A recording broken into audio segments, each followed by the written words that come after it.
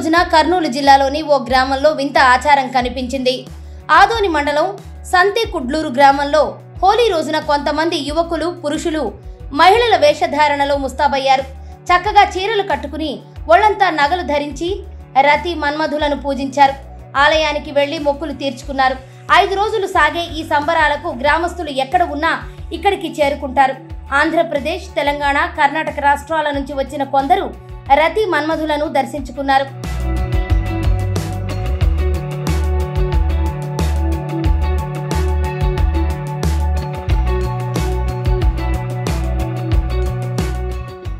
ఈ ఆచారం తరతరాల నుంచి కొనసాగుతుందని గ్రామస్తులు చెబుతున్నారు. ఇలా మహిళల వేషధారణలో రతి మన్మధులను పూజించడం వల్ల కోరిన కోరికలు తీరుతాయని అంటున్నారు.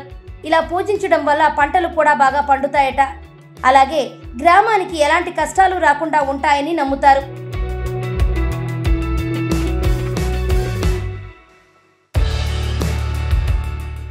సంతేకుడ్లూరు గ్రామం, ఆదోని మండలం, కర్నూలు డిస్ట్రిక్ట్. సాధారణంగా హోలీ అంటే రంగులతో పండుగ జరుపుకుంటారు. కానీ ఇక్కడ ఈ సంతేకుడ్లూరు మా గ్రామంలో మగవారు స్త్రీల వేషం తీసుకుని శ్రీ రతి మన్మథ దేవుడిని వేషధారణలో కోరికలు కోరుతాము.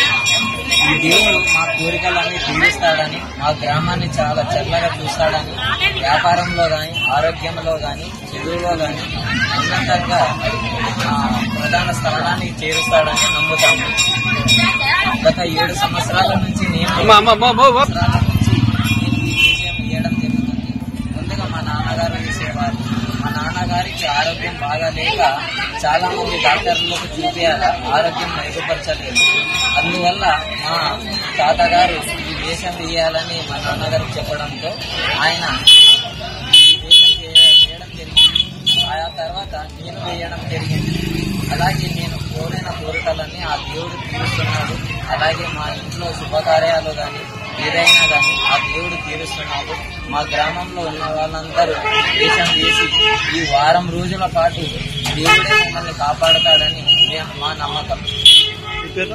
నా పేరు కేదార్నాథ్. నేను బీకాంసీ సెకండ్ ఇయర్ చదువుతున్నాను.